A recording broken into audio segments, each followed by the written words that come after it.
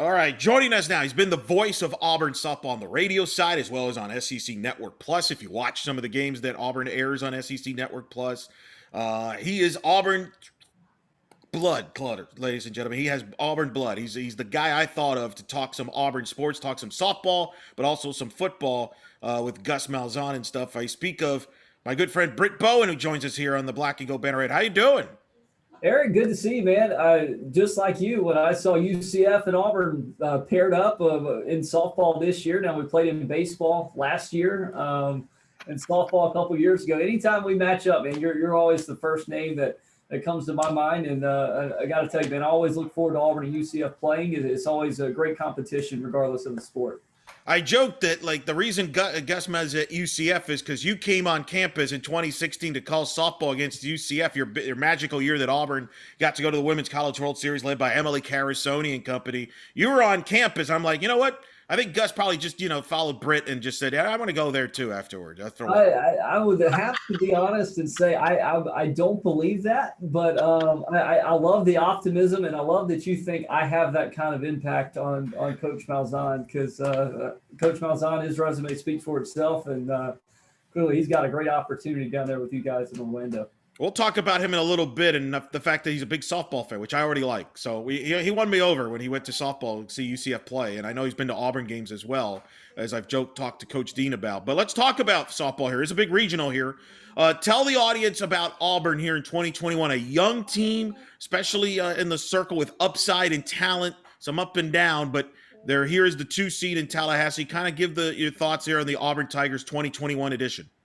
Yeah, this Auburn team is one of the most unique Auburn teams that I've seen in my 9 years of covering Auburn softball, primarily due to COVID and having players being eligible this year that would not be eligible if it weren't for COVID. So this roster is really made up, Eric, of a lot of upperclassmen who are in the lineup, but also it has a nice blend of primarily freshmen and a couple sophomores as well. So there's not a ton of juniors in this lineup, which is interesting. So I'm interested to see how that's going to set us up for the future.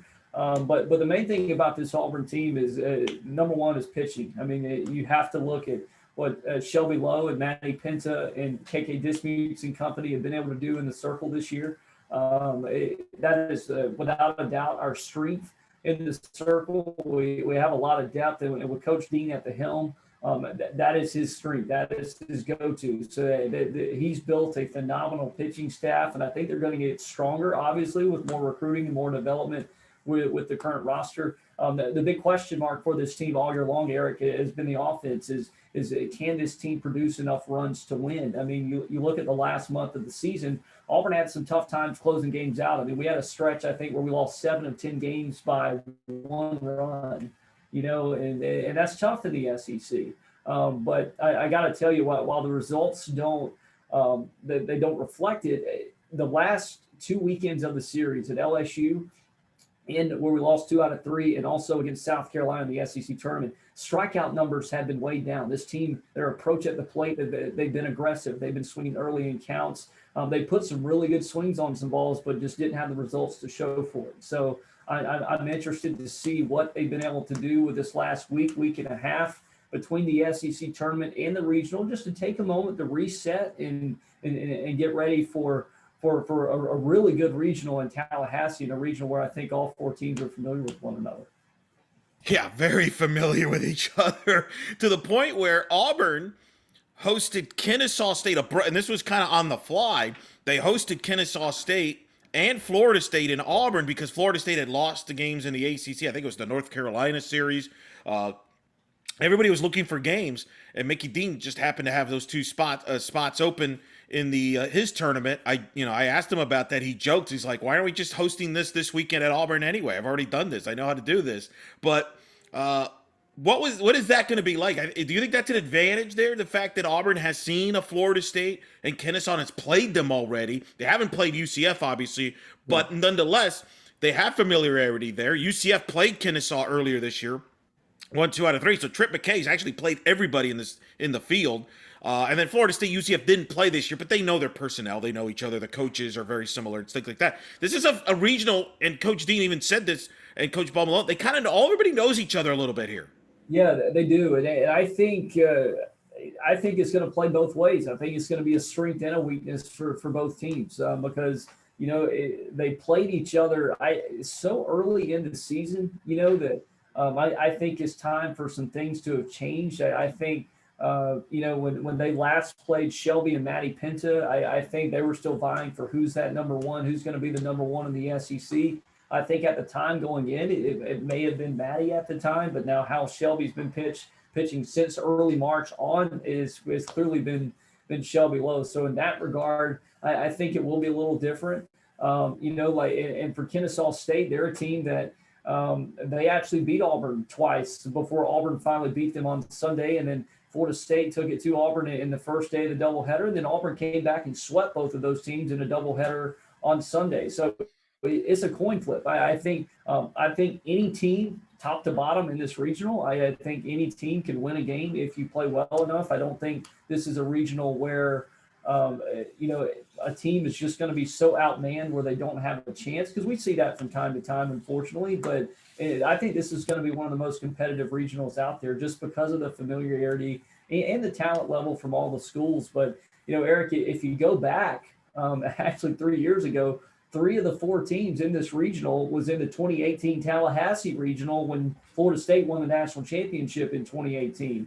Auburn and Kennesaw State, they were the 2 and 3 seeds. And then Florida State was the number 1 seed in that regional, with Jacksonville State being the 4 seed. So 3 of the 4 teams are very familiar. And again, I know UCF and Florida State, I'm sure you guys have a history there. And it's going to be fun. It's going to be a lot of talking points for sure on the broadcast, with having played these teams, or 3 of these teams already this year. And then, of course, UCF. I mean, you guys, your resume and record speaks for itself. Your history speaks for itself. And that's actually the game that I'm looking forward to the most right out of the gate, because I know how quality of a program UCF has, and I'm interested to see what Auburn can do against a team like UCF, because I want to be clear. I think that game is a complete coin flip, and it's going to come down to the who can score some runs against some really good pitching.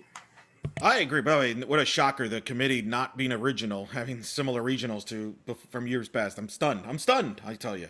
But I love this regional. I wrote on Black and Gold Banneret previewing this regional. I think it's a stacked regional. I think these 4 teams can win games in this regional. It would not, none of the results that takes place this weekend is going to surprise me. You could tell me that Kennesaw's in the regional final, and I would believe it, because I think they're good. I've seen them. Taylor Cates might be the best hitter in this regional, which kind of sounds weird to say, but she is an incredible power hitter for Trip McKay, who's one of the best hitting minds in the sport, obviously from his time at Oklahoma winning the national title. UCF obviously has dynamic offense. They can beat you with small ball and with power, and they have arms themselves with Leah White, who has a tremendous personal story that's been talked about nationally, and I hope they'll be talked about more this weekend on the national scene. And Gianna Mancha, who has postseason experience from Boise State. But then Florida State, a different Florida State team than even teams that you and I have seen in the past. They used to depend on power with players like Jesse Warren and Alex Paris. They don't have that this year. They've only hit 39 home runs. I say only. For their standards, that's low. They depend on speed. They have over 100 steals. So it's going to be interesting how the teams they handle that. And of course, they have 3 pitchers. They go by committee. They've only had 10 complete games, Lonnie and her staff is. So I think it's a wide open regional. I think it's one of the more toughest regionals out there. And what's so fascinating about this, Britt, there's not a lot of experience here in the NCAA tournament. Like Florida State probably has the edge because they have some players still from the national title team. But your team is young, and UCF is young from a postseason standpoint. UCF hasn't made the tournament since 2016. So, I'm really fascinated to see how everybody handles the bright lights here because of the youth. Yeah, I am too. And for Florida State, the stick on them for a moment, that's a great point you made about them compared to their traditional teams that we've seen under Lonnie. But having seen them in person this year, I want to be clear that they have a ton of athleticism.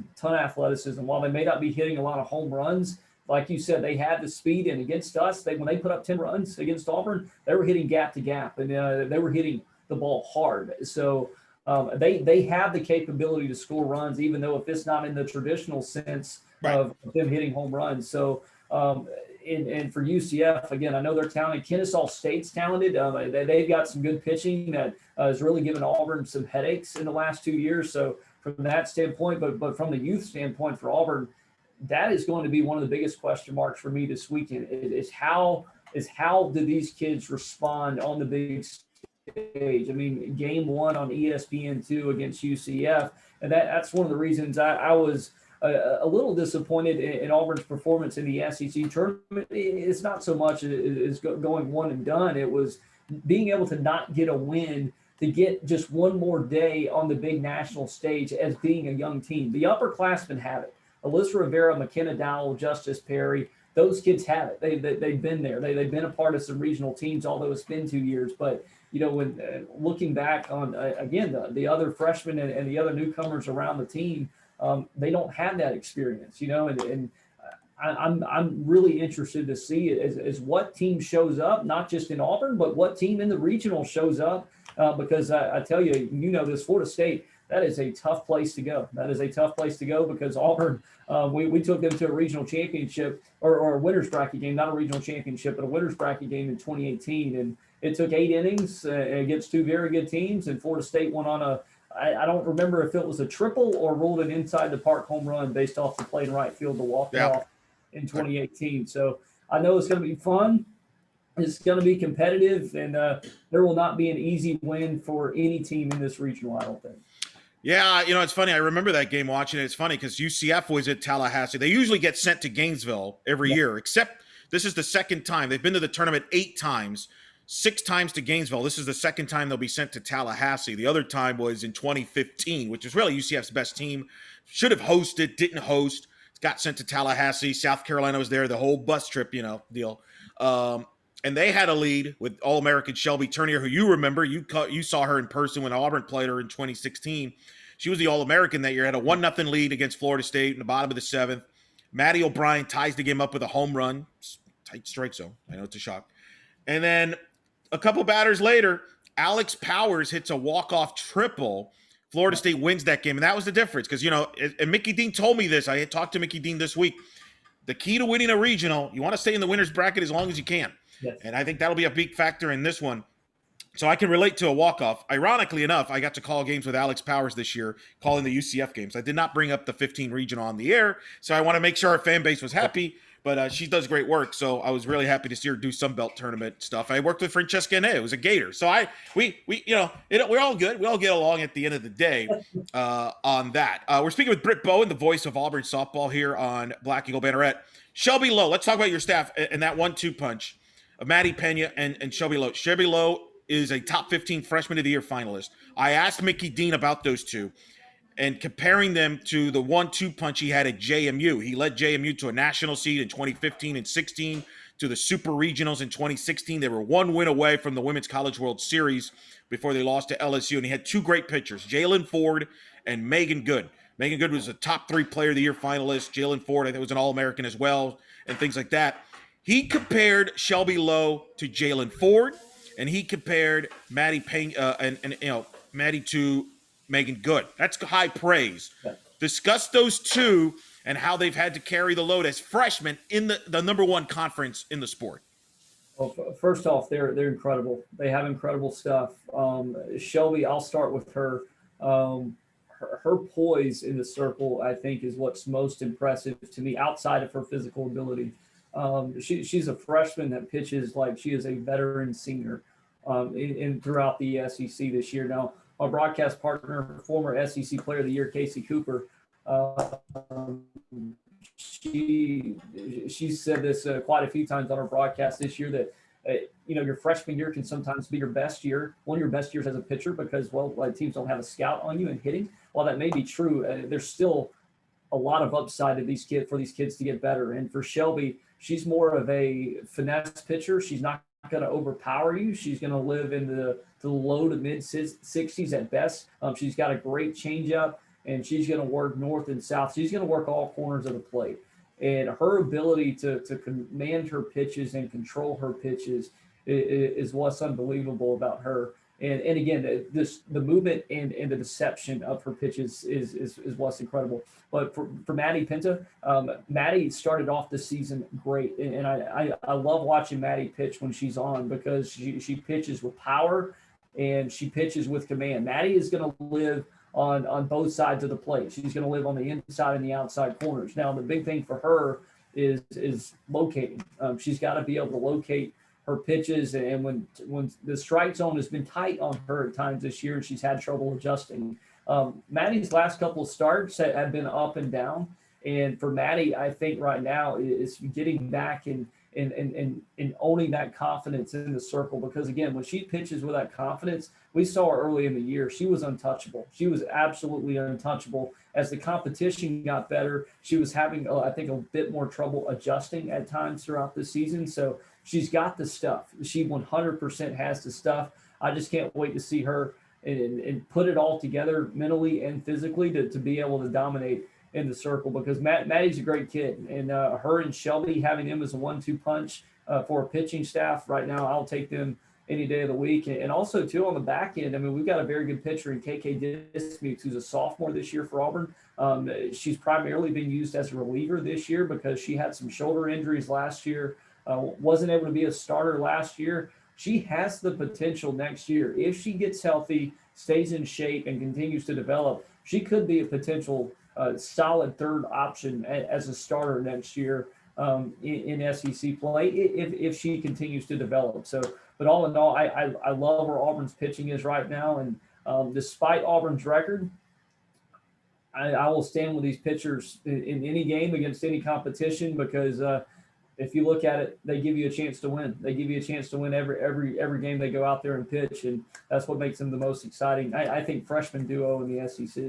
No question. The future is bright in the circle up there at Auburn, and you don't have to score a ton of runs to win games with that staff.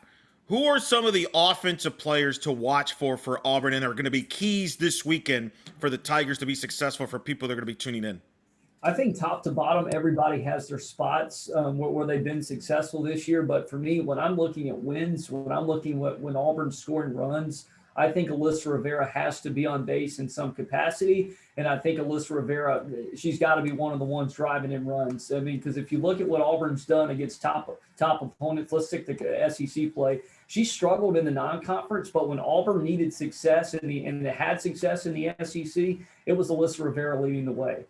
So I think Alyssa Rivera's got to have a good weekend for Auburn to win, just me personally. And then also, too, you got to trickle in. You got to get some runners on base, because Auburn's not a power-hitting team. We may hit a home run here or there, but we're a gap-to-gap hitting team with also while also playing the short game. You know, we've got to be able to execute sack bunts, because that's how Auburn is going to move runners this weekend. We're going to play small ball, and we're going to try to steal bases. So for Auburn, I think Tyler King has to be successful in that. McKenna Dowell's got to be one of the players in finding the gap, along with Justice Perry. Justice has struggled down the stretch, but she has the ability. But a couple players that have really come on for Auburn over the last couple of weeks. One is Madison Kepke. Madison Kepke, Auburn's starting third baseman.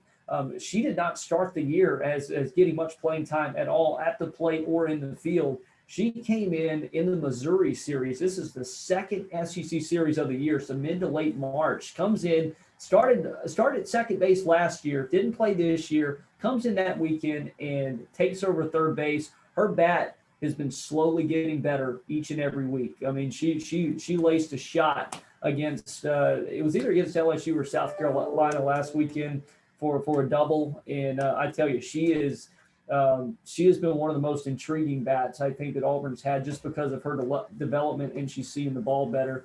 But and also, too, one more base runner that I would like to see on is Michaela Packer. Michaela Packer's 15 for 15 this year in stolen bases. She is, without a doubt, Auburn's best base runner in that regard.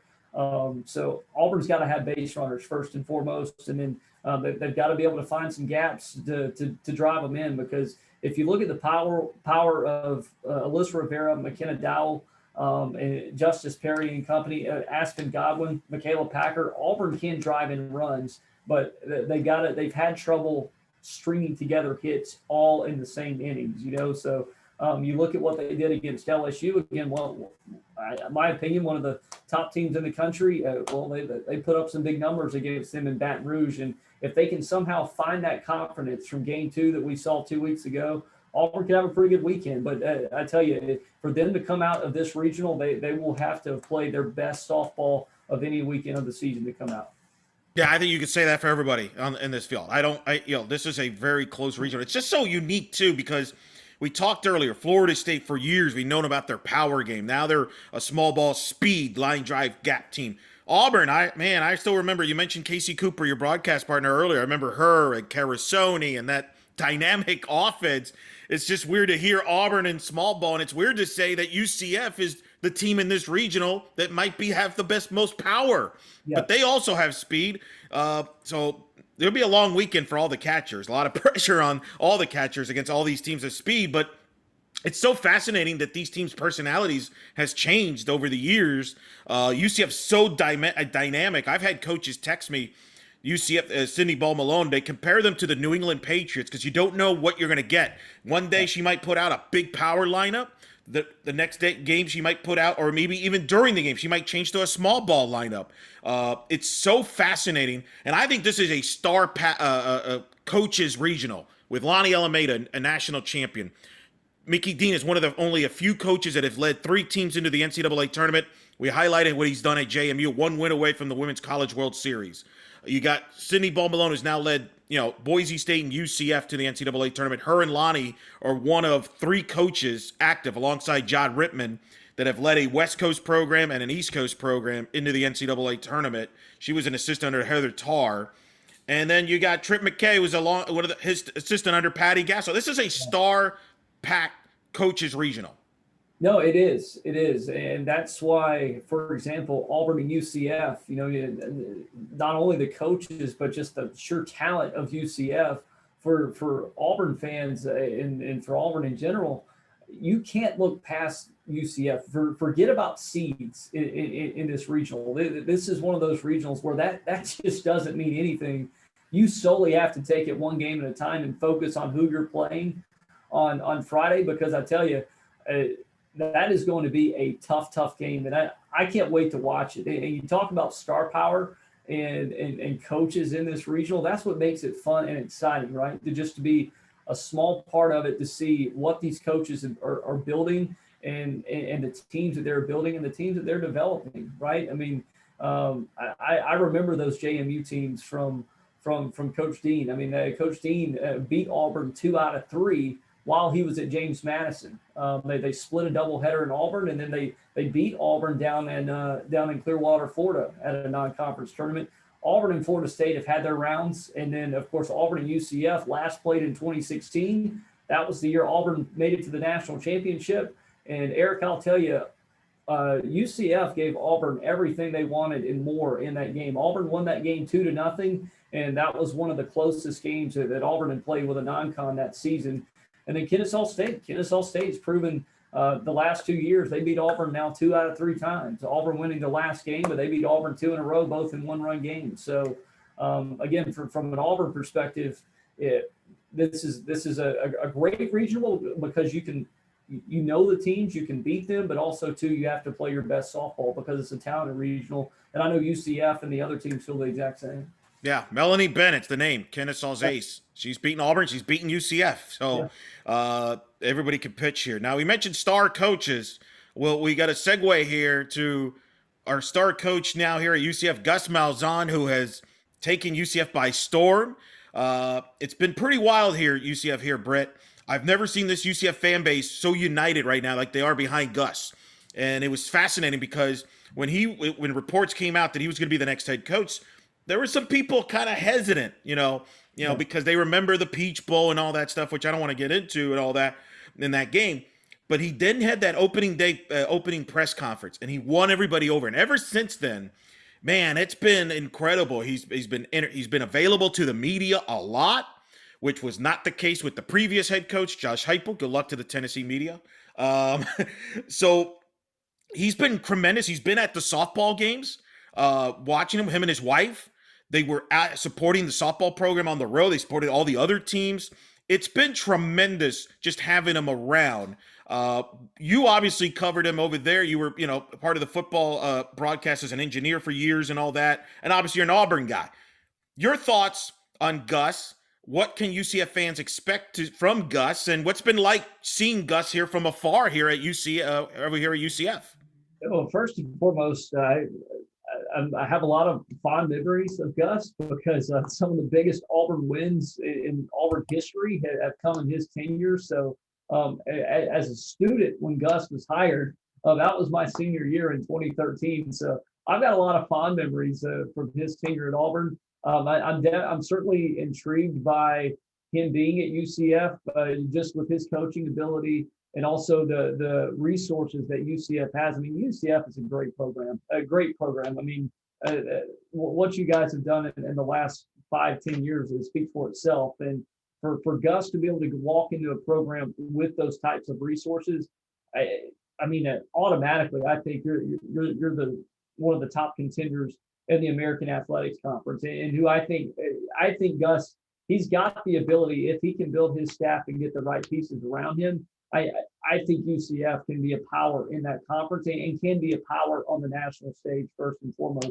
But also too with Gus, I think the most interesting thing about him is, you alluded to it, is how different he is with the media and how open he is and has been in his personality in his opening press conference. He showed flashes of that at Auburn, but I think as the tenure as he got deeper and deeper into his tenure, I think the pressure started to mount more and more. With Auburn, it just comes with the job, and naturally everything you're going through week in and week out in the SEC, there's pressure with that. And I think he as a coach, he got tired over the years, and then he came in pretty tight, and I think it intensified over his tenure. And I think giving him the ability to reset and go to a new program, and I think he's alluded to this, that he spent a lot of time thinking about, hey, what went well, what would he do different from Auburn to UCF? And I think for him, which is great, I think that's one of the things that will help him in being more open, is being more open and being able to communicate what he wants for his program will certainly help him. It's certainly going to help the media, Eric, like you guys are going to love that, because again, press conferences, if they were in 15 minutes for Auburn football, like, hey, that was a typical press conference, So for Gus, I think having that ability to reset is going to be big for him, and I think it rejuvenates you as a coach. And I think he's got a great chance at success at UCF. And I think most Auburn fans feel this way. I certainly can't speak for everybody, but at least for me personally, I don't know of a lot of people that wish Gus a bad tenure at UCF. I, for one, am very thankful for what he did at Auburn.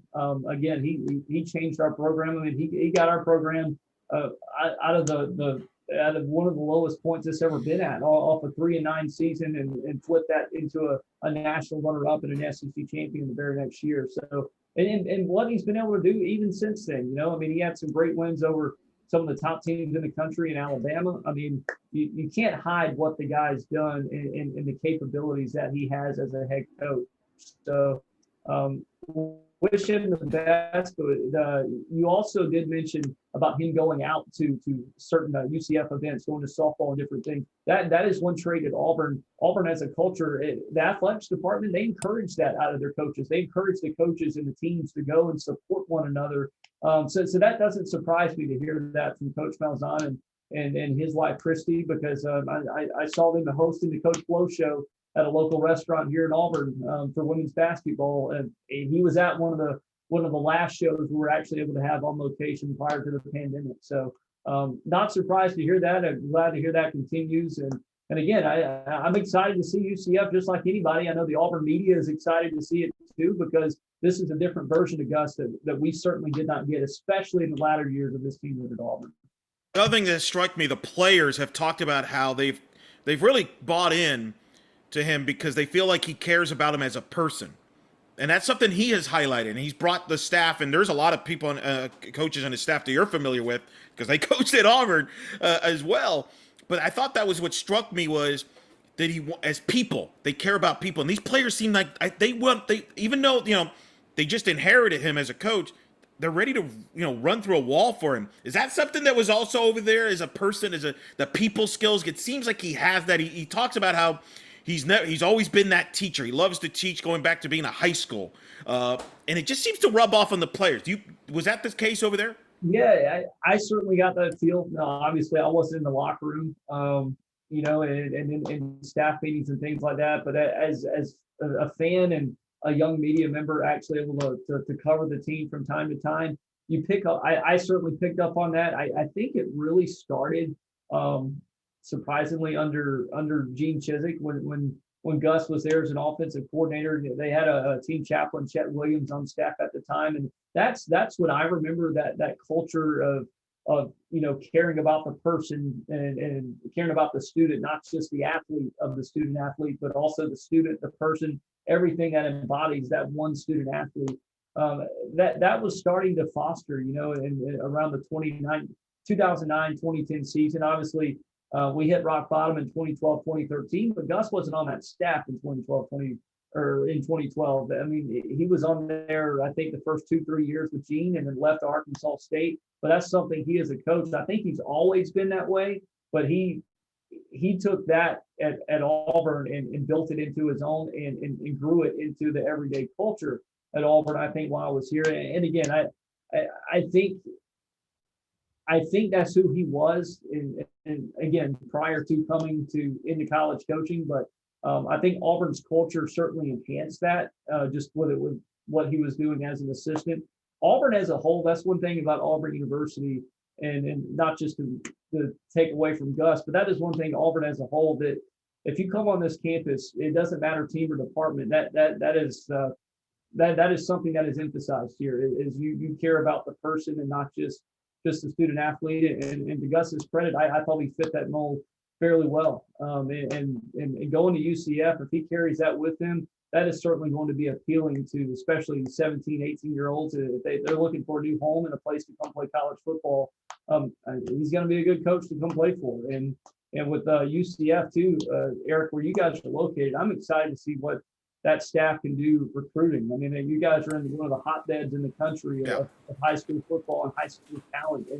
And for him to be around, I mean, I'm interested to see what he can do, because Auburn, Auburn's tough. I mean, you can recruit here, you can win here, and he certainly recruited well here. But I mean, you're constantly recruiting against the best of the best. And that's tough. And UCF, you are recruiting against the best of the best, but it's in a different scenario. You're not necessarily in the same conference. So to be in that geographic location is going to be a huge benefit for Gus and his staff. Yeah, he has said that they're going to recruit until their hair's on fire. I'm still working, trying to figure out a Gus impersonation there. But what's impressed me too is when he got hired, a lot of Auburn fans I saw said, "Hey, he's a great guy. They're rooting for him." And I thought that was great. One of the things that's kind of frustrating about UCF fans, there's been a lot of UCF fans that still kind of hold a negative tone on Scott Frost at Nebraska, and, because kind of how he left and some other stuff we won't get into. But I always feel like, hey, if that coach did their time in that school and had success, you should root for them, whatever they end up doing moving forward. And I got a sense that Auburn fans, maybe I know they were frustrated with Gus and things like that, but I think I was very impressed with a lot of Auburn fans afterwards saying, hey, we wish you well. We're going to be rooting you on. And I think a lot of Auburn fans will be watching him at UCF and rooting for him. You get it. I got that sense. Have you gotten that sense too? I think so. And because here's the thing about Gus, again, a lot of good memories with Gus in the last 7-8 years. And, while I am of the opinion, and again, I don't expect everybody to agree with me, but, I think the marriage between Auburn and Gus, I think it had run its course, and I think it was time for both schools to try something new. But honestly, too, at the same time, though, I mean, there's no hard feelings in that, right? I mean, with Gus, what he did, he came in and he did something that Auburn has only done twice before, or once before rather, and that's played in a BCS national title game, and to take us from 3-9 to what was it, 13-1, 13-2 that year, that was remarkable of what he did. So I think for a lot of people, they will be rooting for Gus, because again, he was part of the community to a sense, and I think a lot of people have for the most part positive memories of him. And again, everybody has their different opinions on decisions made down the stretch in the course of his tenure, and that's not for me to decide on. I mean, I think all in all, if you look at the positive impact that he had on Auburn's program, he certainly had one, and I definitely think he's going to be one of those coaches that's as time goes on, I think wounds will heal, and I think this will be one of those places where he's always welcome back, and and also too, you got to remember his kids graduated from Auburn. His family loved living here, and I think this is a place that they'll always call home, and vice versa. I think this is a place he'll always be welcome back. And he should for the accomplishments there, not only as the head coach, but the offensive coordinator. Sure. For under Gene Chizik when you won the national title with Cam Newton in 2010. And I think a lot of people feel that he was a big part of that national title. That's why he was brought back to be the head coach, to replace Gene.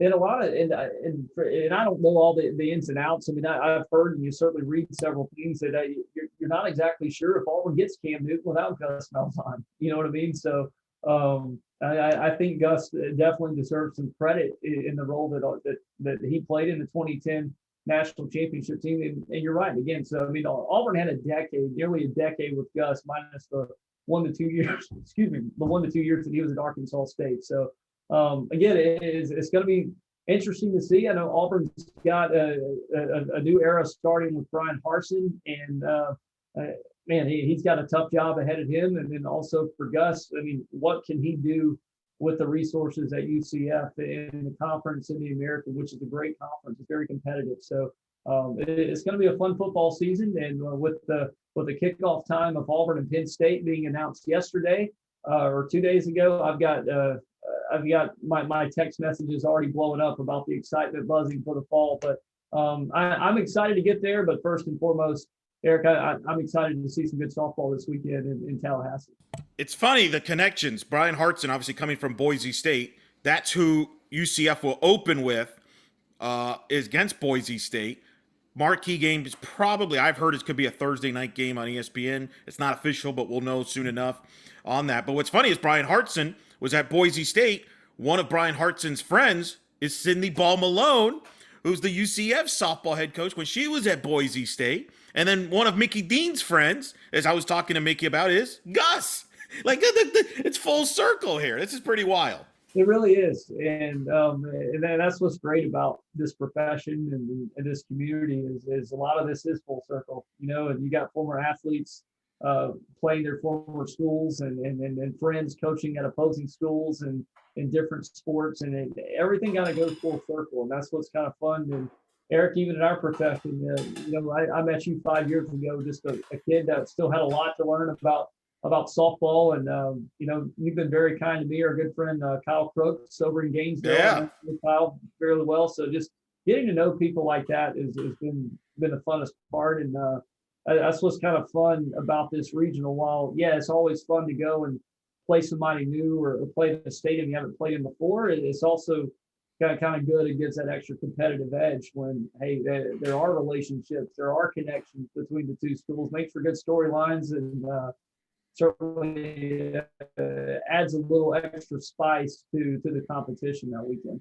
Yeah, I guarantee you Gus and Brian are going to be watching the softball regional, and we need to get Alan Green, the AD for Auburn, and Terry Mahajer together and just schedule home and homes all these sports. They did this for basketball. UCF's going to Auburn in men's basketball this year after Auburn played at UCF this past season.